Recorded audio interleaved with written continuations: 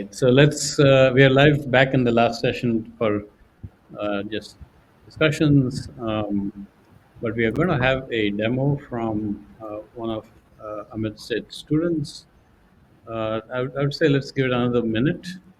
Again, coffee time is just finishing up here, so um, I'm so dedicated I didn't even have time to go get coffee. So, um, but I'm seeing people coming back.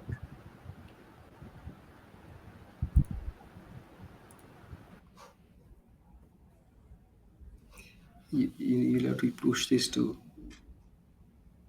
You want to use the mic from that? I can. You mute that. I can use this mic.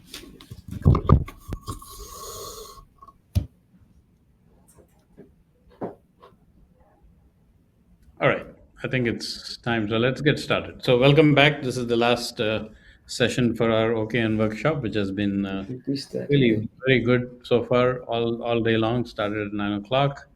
Lots of interesting presentations. We had a panel with our agency colleagues, and at least back here, I know already there have been good conversations and productive chats and so on.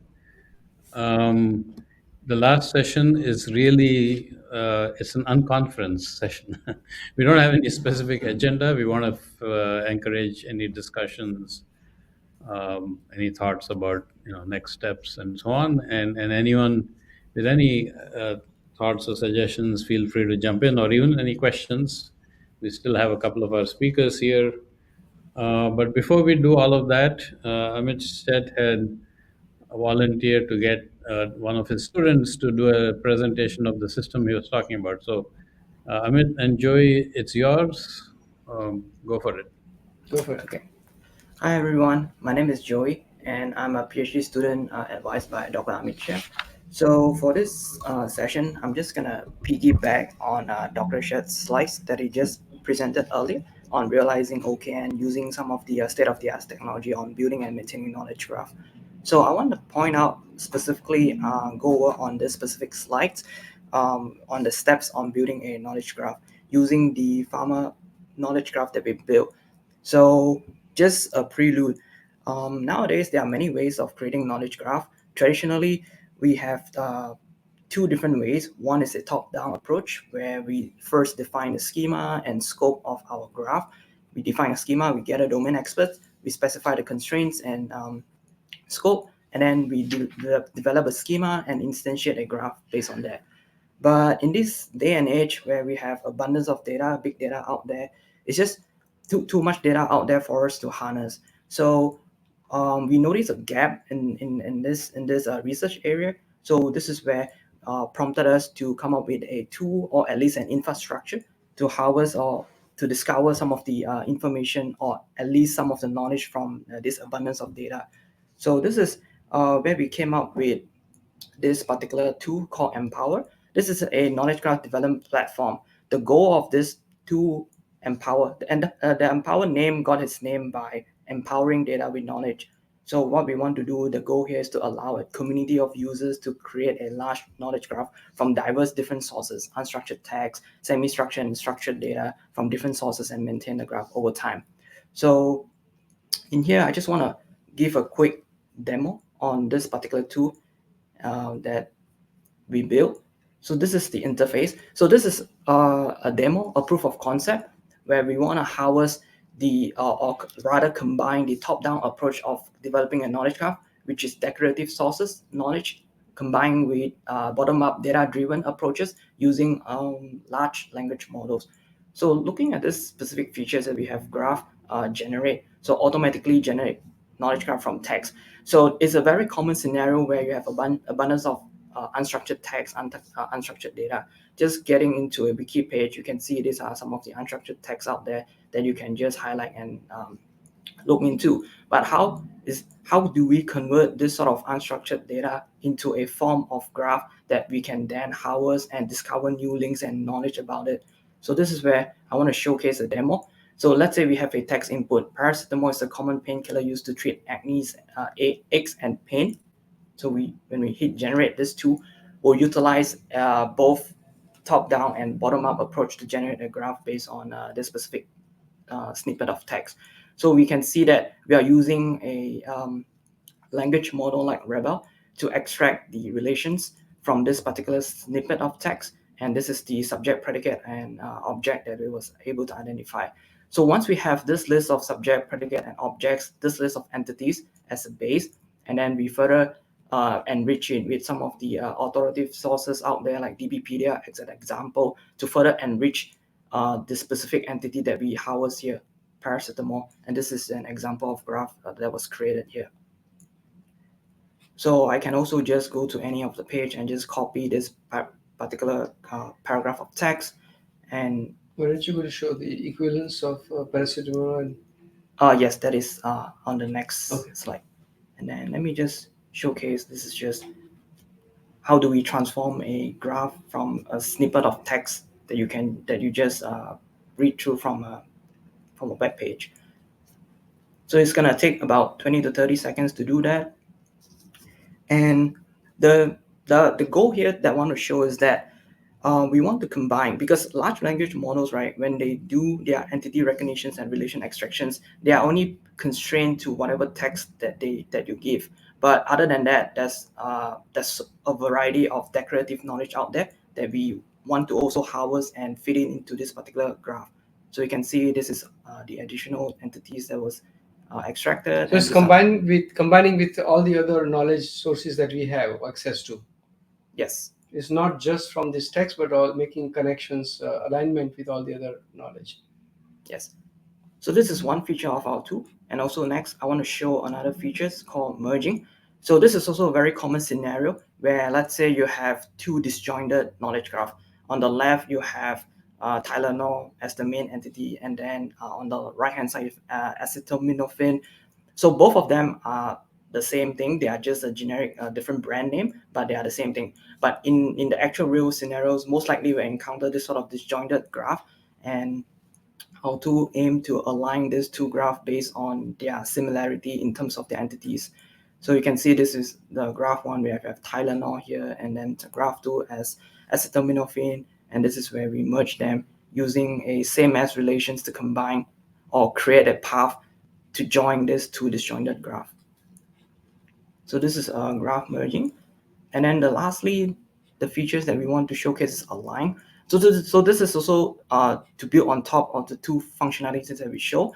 So in real world scenarios, most likely we have an existing knowledge graph out there that is out there just sitting.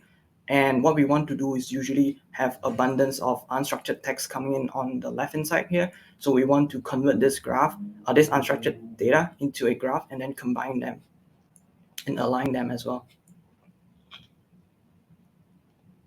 So this is what we are showcasing. So graph one, we have acetaminophen, and then graph two, and this is how we align both of them using some of the synsets and similarity metrics methods that we use in our research.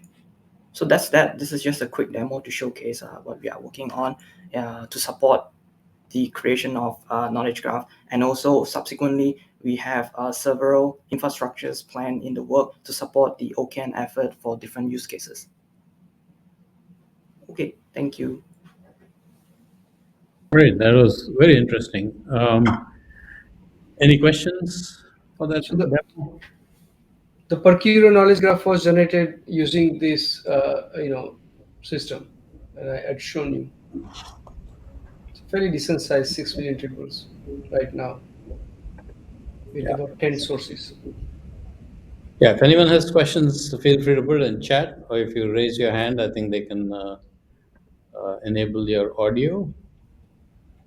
One question I had for you all is, have you thought of how you provide easy education or training for a tool like this so that somebody can just Oh, self-start?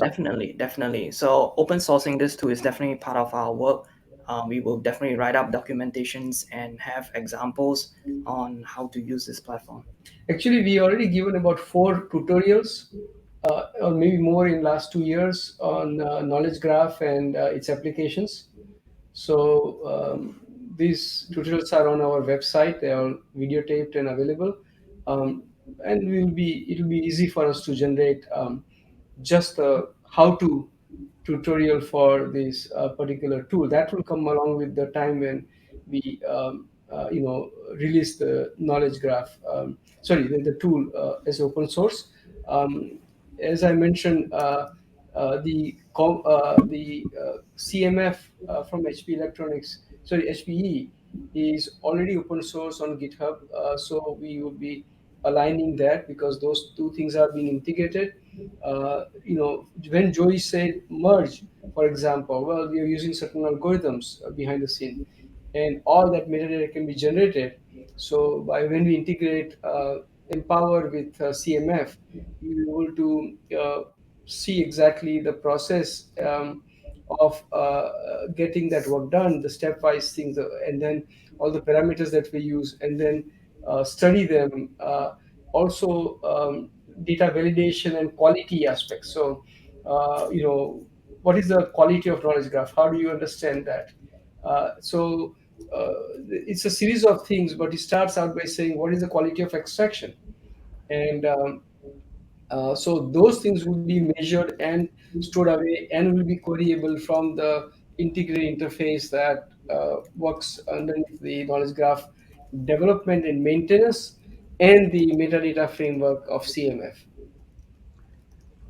Yeah, and I see there are some comments in chat which I'll read out, but one of them actually relates to the kind of thing I was going to ask, which is, once you have many tools, actually, even in the Open Knowledge Network, we are very interested in how do you bring together all the set of possible tools and methods that are available so that there's a training and education around it. So the first comment in the chat is something about an active tool of how to create a knowledge graph from text. It looks like Vinay Chaudhary was involved in it. I don't know if Vinay is still online.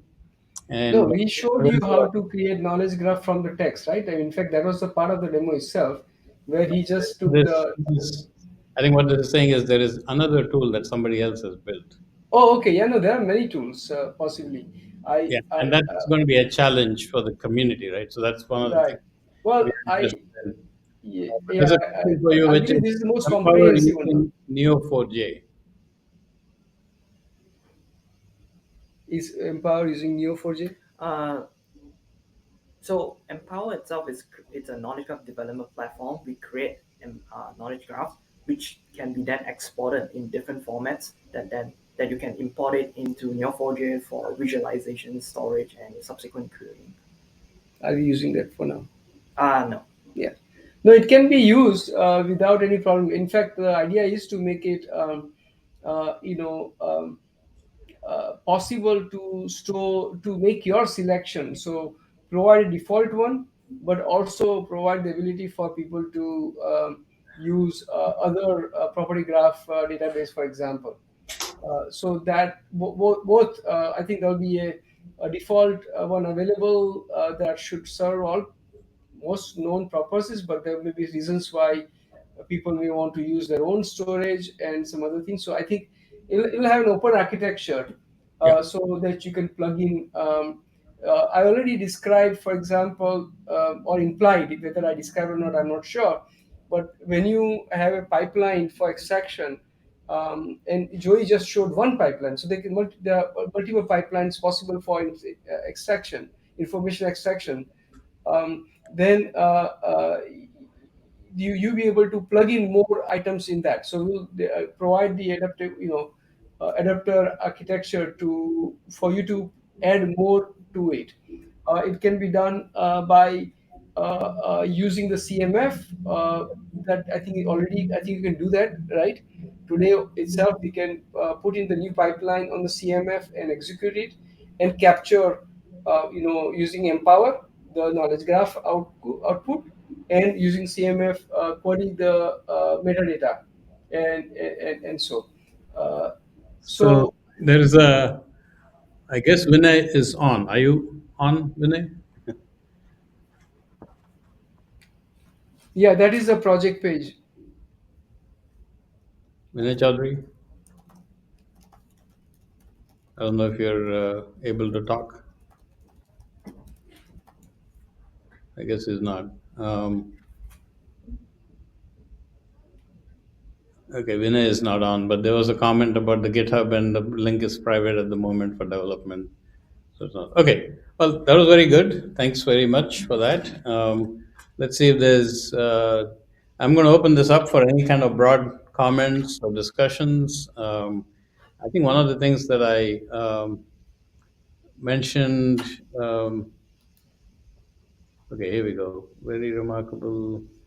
Why, especially hard to extract. Okay, Sharad, do you want to say something here? Maybe I'll just say this much, which is that Tyler has carried out some studies on the accuracy of extracting from language, predicates that actually give you confidence to use. There are I don't want to quote numbers really out of context, but the accuracy can be quite low if you don't. It takes a lot of iteration to get it up slowly. I think Joey's agreeing. You probably have seen this also in what you're doing. And I just wanted to stop there if Tyler feels like elaborating. I think that's interesting. Yes, indeed, and that's where the CMF integration is going to come very handy, as you'll be able to really try out multiple efforts and in the whole pipeline see the accuracy and other quantities or parameters.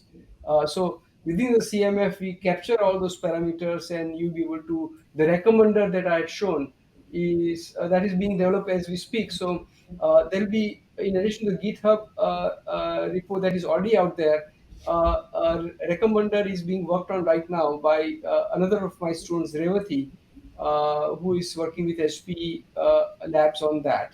And so that will also be added, so you'll be able to see your pipeline execution. And when you are so you when you are getting a poorer what results you're getting, what how you can improve upon it, what you can replace, all this thing can be done and relaunch the pipeline with minimal effort and compare between the runs. All that benefits come by integrating that. As we know that you have many iterations you have to do. You have to play with variety of parameters, see which one, data size, the variety of other parameters, epoch, so on and so forth. All that will be that you can reuse them. You can see what the results were and continue to improve upon them. And so my suggestion would be to focus first in one vertical and get it to happiness, get it to your satisfaction, and Well, continue. we are doing. You made a comment about the vertical that you work with, and there are challenges and complex relationships. I also worked on biomedical and have quite a few actually publications, especially if you look at the work by Dalroy Cameron subgraph extraction work. Uh, uh, now. So there's very complex relationship, and it's not just a matter of even linear relationship. It's a whole subgraph. How does renal disease and fish oil connect? And so extraction of those, these are all complicated things. um, we are, as I said, Empower is being built. Percuria is being built and has been built with that. Now we are adding other domains as we go. With say, let's say, working with Bosch autonomous vehicle domain, with variety of intellectual partners, food and nutrition domain, so on and so forth. These are Yeah, being added. Yes, yeah. I want to go ahead, Sharad. I was going to finish the sentence by saying I certainly acknowledge Amit's work in the past. He's been involved with biomedicine close to us for quite a long time. Yeah, I was also going to mention, for example, the scale folks have done, text to knowledge graph kind of things for their domain. So, which goes back to my original, one of the things we are interested in seeing is how we can form a, well, it'll sound strange when I say this because some of you have been around for 20, 30 years trying to do this, but it's how do we form a community around this? And think of it more from an education and training point of view. Not that one can do something oneself, but how does one impart that? Any of these tools could be put on campus in other departments, whether it's in the School of Medicine or biology, chemistry, where you could take the tool to the domain and then start teaching a chemistry class about how to make knowledge graphs in chemistry, for example, right? So that's what I mean by a community, not just a bunch of computer scientists doing CS stuff, which is absolutely very cool to do. So it's more of a question: is how do we create such a vibrant community that becomes aware of the set of tools that are available, since it's not just in all of these things is not just a one tool. Even if you look at graph databases, there are multiple graph databases, as it turns out. So that's something for you all to help us think through, is how I to think create this kind of what community. so Chetan, won't the type 2 and type 3 projects work together to really make that happen? That's what we should achieve. Yes, and that'll be a requirement, as it says Yeah. in the solicitation. And in fact, we were just, Jamin and I were talking. I mean, this will be a cooperative agreement kind of award, so you won't get the award until you sign off on a few things. And we are actually right now talking about what all do we need to make people sign off on. And so it'll be the theme ones, as you say, uh, talking very closely with the theme twos and theme threes, and there will be a real sort of requirement to do that. So that's one way to form the community, of course. But I'm I hoping want that, venues like this, the KGC conference and other places, we can keep creating. I just want to add one logistic observation that given that you'll have 8, 10, whatever number of type 1 projects, their maturing will take minimum 1 year. So you know if I were to do type 2 project, I would say that even in the first year, I should have access to my own community, initial community, to try other things, so that things are already tested to some level to onboard test type 1 at the start of hopefully second year. Oh, That's not that first year yeah, can be wasted to that's uh, absolutely the case. And in fact, I don't think we would fund people who don't realize that, right? I mean, I think we would want to fund only the type twos that realize that they're not sitting around for 1 year waiting for something to happen, right? And so anyone who builds a system should know that they can use test data sets, and they can you can always go find data somewhere. And if your plan is I'm going to sit around for 1 year and wait, I don't think we would fund such a plan, right? right, And because it's the other thing is one thing to develop the knowledge graph, but another thing to have the all the community related features, the user management and of access control, and yeah, and what within to reason, all remember, the other several elements you have identified. as much as possible. These are not $10 million awards, and neither should they be. So it's, within the scope of it, whatever can be done, and yeah, and they should have their uh, buddies with them to help them build this thing. And I think it's also going to be, and this is something, not saying anything new, but this is not sort of a waterfall model either. It'll be very much an agile kind of model, because as you find out a little bit more, then you learn something and you change your idea and so on. All right, let me see what's coming in here. I raised my hand, but it says waiting for host to accept request. Okay, sorry, Tyler. Um, Administrator, can you make Tyler? Can you give Mike? Yeah, Tyler, you're on. Great, thank you so much. Yeah, I was just trying to reiterate what Sharat was saying, which is that we have found that the relationships within biomedical data, when you're talking about such a wide range as what we're trying to cover with the data translator, are very difficult to model sometimes, and it can get out of hand when it comes to modeling. Again, like I said in the chat, cases where things are increased in one organ and decreased in another, or in specific context. We're trying to right now work on modeling these complex relationships within the data that we're dealing with all the time, and it can be a lot. And luckily, we have some of the best data modeling experts available to us within the consortium. But it is a complex system for sure.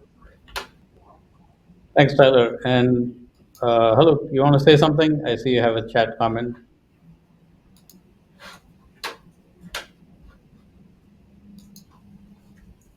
Hello, do you also need to raise your hand? Maybe you're not backstage this time. Administrator, can you make Haluk audio?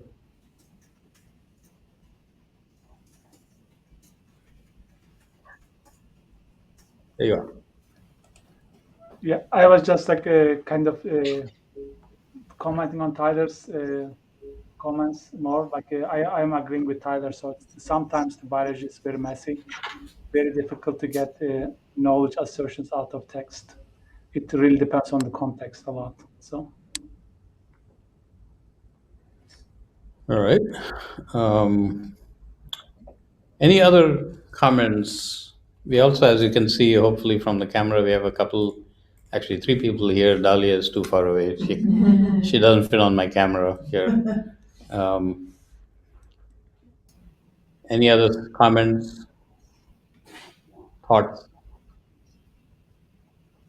Ask the panelists a question about how likely do we feel that we will be able to get a common framework for ontological frameworks within the biomedical space in the near future, because we've been pushing, obviously at the NIH level, we're always trying to push for common frameworks as much as we can. We're using a high-level ontological framework called the BioLink framework within Translator, and we would love to see more alignment across tools that people are using. So I'm curious what the panelists think about that.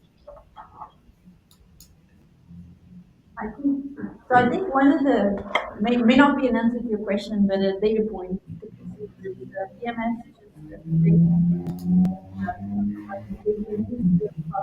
framework for an ontology they're using to organize all of their R&D data.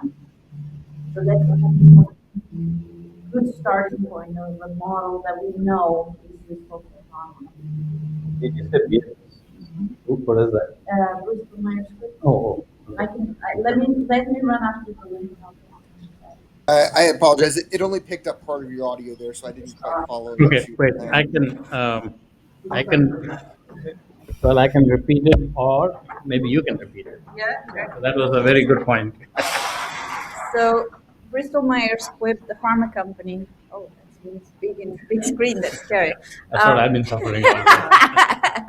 So a few days ago, they released a foundational model for organizing all of their R&D data. Right? And this is not just theoretical. They're actually actively building it as the foundational framework for the integration of the data they have inside their knowledge graph, which is being built on Neptune.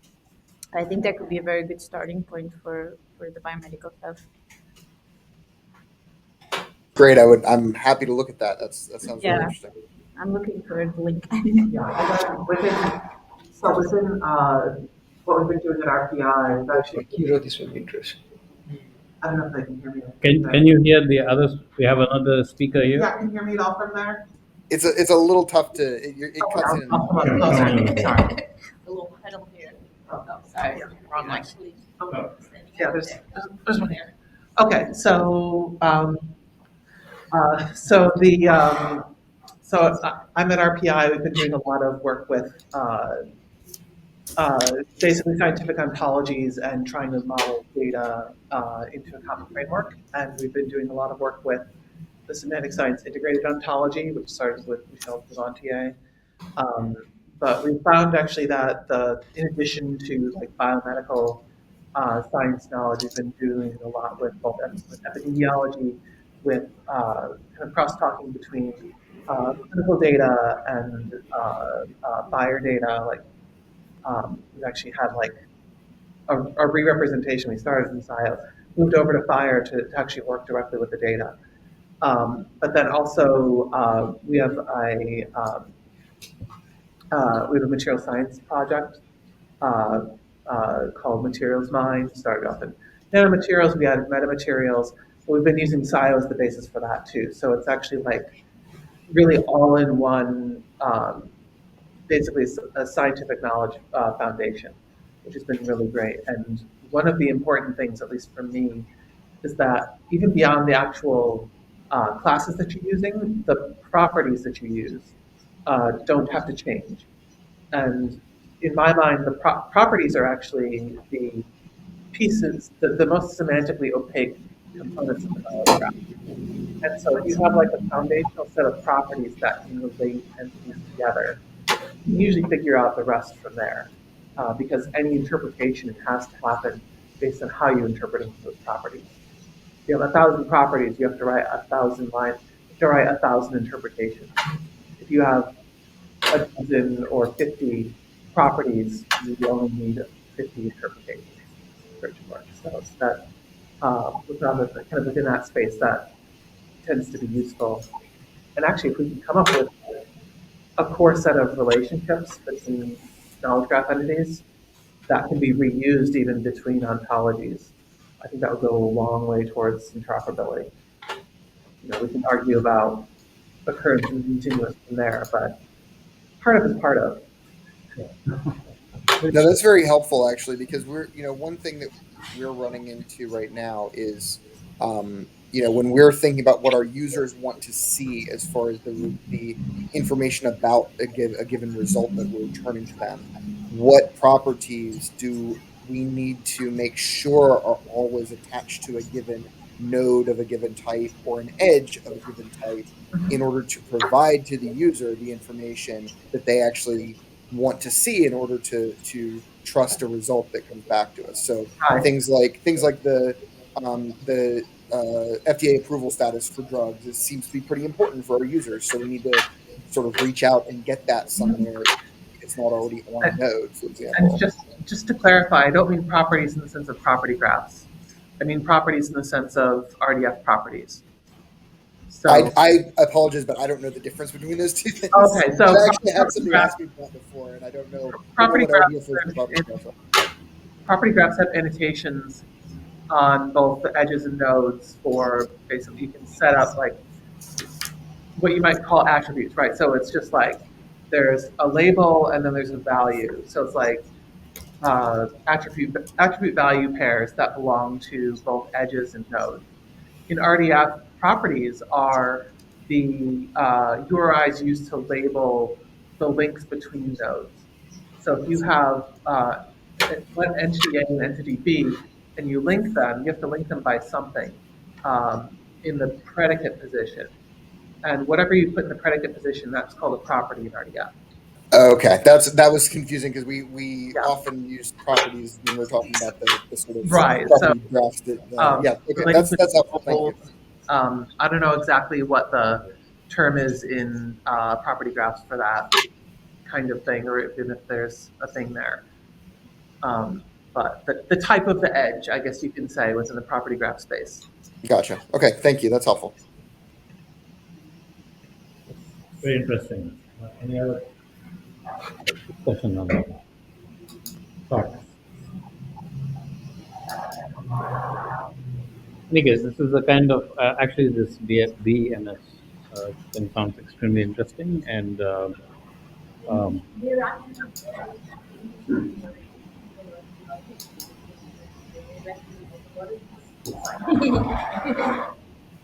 image in particular, with the receptor, he recognizes that a lot of the things that they're doing by themselves could be standardized, could be shared. Like, for example, standardizing a list of disease names that already exists. And that's just one example, but things like biospecimen types or what else? Oh, assays. Assays is one of the next ones. when we looked at the assays data, it only had only 50% of the assays they needed standardized or standardized in the bioassay oncology. So there's so much opportunity across the various pharma companies to actually share these, just at the level of control vocabulary, not even getting to the level of the ontological frameworks. Completely open processes on how to build and maintain these ontology product algorithms. These are all things that Umesh got the ball rolling. I think it would be excellent if we could get others on board to keep moving the ball along. I guess keep moving the snowball down. That's nice. No, this is totally exciting stuff. Uh, we are all embarrassed by this big face of ours. Um, but I just wanted to mention something that we were discussing earlier here, which is just last week, NSF had its first ever industry partnership summit. We had at NSF. It was extremely successful. And we had companies representing the entire spectrum of industries, everything from computing to pharma to chemical to construction. And so, one of the thoughts we were having is considering all the activity that's going on in the pharma and the fact that we had a bunch of pharma folks in the room that day, these kinds of ideas, whether we can introduce it to industry sectors. Maybe this is something that should be done by sectors because all the pharma folks have obviously common information needs, and they are all one type of industry, which is very different from what a computing industry looks like, and so on. So, if you all have any thoughts about how we could bring together such a community, or if you have your connections, so we just heard about BMS. We had other day at NSF, we had Bayer, we had Novartis, we had Johnson and Johnson, and I think a couple more companies. And so there's a question of, could we do something in a pre-competitive kind of way that brings these people together and really helps move all of this kind of thing forward? Since we work on pharma, so in our case, we get requirements from pharma bands of Wipro. But if there is any interest from partners, we'll be happy to show what we are working on in term for specific pharma use cases, which we do have through the from the clients looking for specific solutions, where knowledge graph is the necessary enabler. But yeah, if there are others that are interested, we would love to connect and see what they are looking for and what they have that can bootstrap what they are thinking about. I personally, just speaking as an academic, would be delighted after investing so much effort in building the Percuro knowledge graph to see what are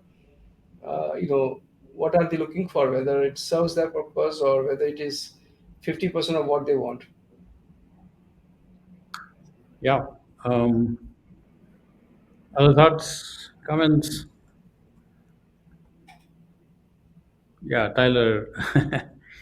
There's a comment about pre-competitive, and actually, we had an interesting discussion about this back at the industry summit, and how, in some ways, like the computing industry is used to it because because they're used to drawing standards, they're used to doing benchmarks, because they all want to do these bake-offs, and so this pre-competitive is not a strange concept in some industries. It may be new or odd in other industries, so it all is very sector dependent. I think.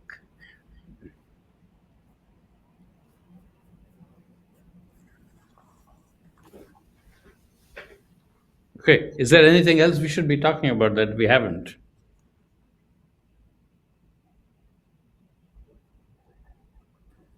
How about So I will throw a question to the open. So, do we need this extreme standardization of ontologies and so on, or can we count on the AI to do the job for us? That's a beautiful question to ask at the end of the day, Alok. Let's see. You want to say something about that? I think so. Here's the thing. Right now, a human being, let's say, for example, just for the sake of argument, a human being can build a one class per day. I may or may not be too depending on it, but on the complexity. But let's say one human being can build one class per day, and then at the end of the day, they go home and they're happy with their class because they checked, double checked, and triple checked that everything they're adding to that class is true, makes sense, it's supported by sufficient evidence. Now let's imagine that you get a GPT to create that class for you. It'll take three seconds to generate the class with all its details, but probably the rest of the day, if not multiple days, to check and double check and triple check the entire content. So the answer is yes, but then you get stuck with the most troublesome problem. It's never the creation of the things that takes the longest. It's the validation of these classes, in my mind, that takes the longest. I agree with that. I can generate an ontology, I can create an ontology in a day with multiple classes, many classes, complex relationships, whatever I want. But it might be completely wrong, and it's going to be at least as wrong. It'll be as wrong as any AI can generate. We're doing the hard work, and we're going to continue to do that hard work because it's not about the generation of content. It's about making sure it's right. Yeah, I want to say something. Actually, I think Jimmy, I heard it here at the meeting yesterday, and she said it, which I thought was very revealing, which is that the one thing that AI is very brittle and bad at is essentially questioning itself, right? Does ChatGPT question itself? No. No, it doesn't. Right? So AI is very bad at saying, where could I be wrong? And I think that's what this validation question is. You can define a class, but then you sit back and say, did I get everything? What am I missing? And AI is terrible at thinking about, what am I missing? What's wrong here? So sorry, Alok, no easy answer. No, I wasn't defending the AI here, but I was just being provocative here. So Yeah. the reason that I can talk about another problem that we are encountering all the time, that even when you have a really good standards like ontologies and so on, it all again depends on who's using it. So for example, who's going to be entering who's going to be, for example, essay type, right? There was a discussion of that. If the people who are entering the let's say essay type not doing a good job, you again get stuck with the loss of data, even if the ontologies are in place and standardizations place, stuff like that. So the really complicated ontologies, which have like multiple layers of complexity and so on, also makes the data handlers' job harder because they do not know which kind of level they need to go in terms of complexity level to be really mark the data set properly, things like that. So sometimes extreme standardization is also makes the data handler's job harder, and then you end up with like a loss of data because they need to do something in a rush and then they don't do a proper job and then so And that's another thought. And if I can change my answer. So See? can AI help us build ontology? Yes. Can the large language models that exist today help us build ontologies? I'd argue that not yet.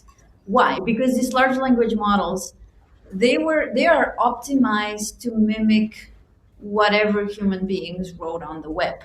That's the one thing they're trying to optimize, and the data is not. So let's think about a situation where the world was made of ontologists and everybody was publishing ontologies on the web, and we could track everything they do to verify that a class is correct and all the attributes are correct and unique. They're not overlapping things that already exist elsewhere. Everything is semantically formalized. If we had that as training data, yes, we could certainly automate the process. The issue is, as you pointed out, sometimes we rush through it and we don't really double check and triple check that things are being appropriately captured. And so even if we did have all the ontology data building exercises from all the knowledge engineers in the world, I think we would still have problems. Right.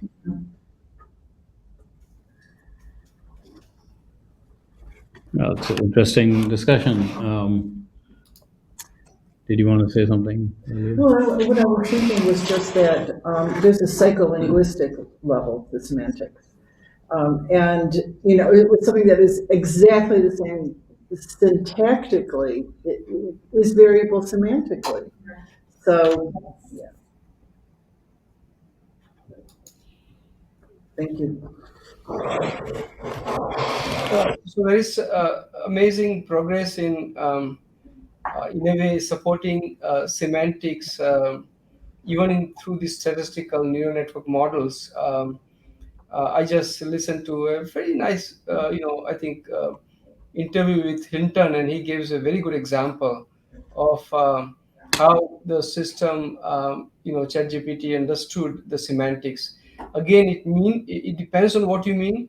What we don't yet have is the grounding, and the knowledge graphs really are the best way to ground, the concepts. In that sense, connecting, language models with knowledge graph, which we are heavily working on. I have an NSF funded project on that. And in our new symbolic AI, what we do that. And it's also critical for safety with explainability. So guardrails. So the definition of guardrails using the embedding of process knowledge and basically knowledge graph is my favorite way to describe what is a acceptable or unacceptable behavior of a model. My simple example would be that I have built a mental health chatbot, and I don't want it to get into conversation on suicide. So I need to build a guardrail and understand which concepts are mental health concepts, and suicide, or other extreme mental health conditions. And I do that using knowledge graph and telling it that this part of the knowledge graph you are safe to go, this part of knowledge graph you're not safe to go, by connecting the statistical the patterns to the concepts in knowledge graph. So this is I think a fairly good approach. Knowledge graphs will play, in my view, critical role for grounding the concepts in the language models, and for defining the guardrails, and for providing one reliable strategy for safety. Yeah, I had a keynote AAAI workshop, and anybody's interested, happy to share the video of that, discusses in detail on this. okay. Any other points people want to chat about?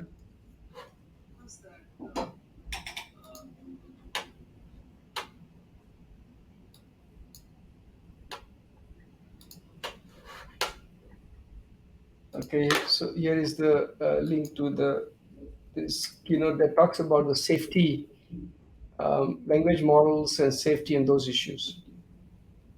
Okay, cool. And that's clearly becoming very so responsible. Anything responsible AI, of course. But NSF, we are actually actively looking at responsible technologies as a program, regardless of what the technologies are, AI being one of them.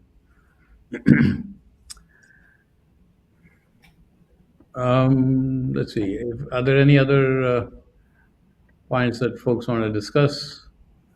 Jamin, are you happy with everything so far? Extremely very interesting discussions and thoughts and feedback from the attendees.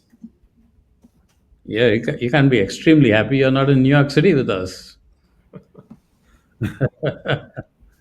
In any case, maybe if there's nothing else, I don't mind. We can terminate the session. It has been a very useful, productive day. Lots of ideas, and as I said, lots of side conversations. If you all have any thoughts about how to reach out to the pharma industry on this whole topic of no, data standardization, data sharing, ontologies, knowledge graphs, whatever it is, let us know. This may be something that we could make happen, and we could use KGC as the sort of context in which all of this idea got started. Chetan, when is this responsible tech solicitation expected?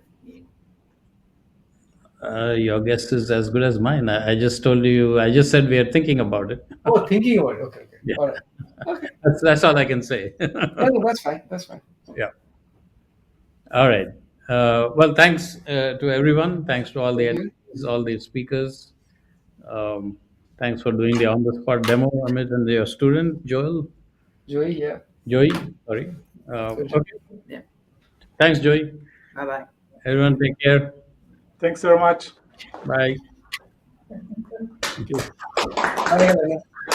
See, if you were all physically together, you'd actually hear claps.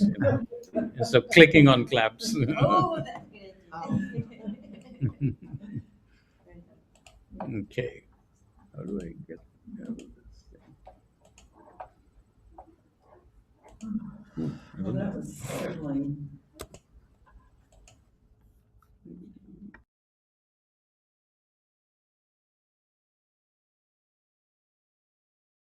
Page. I was having trouble telling the difference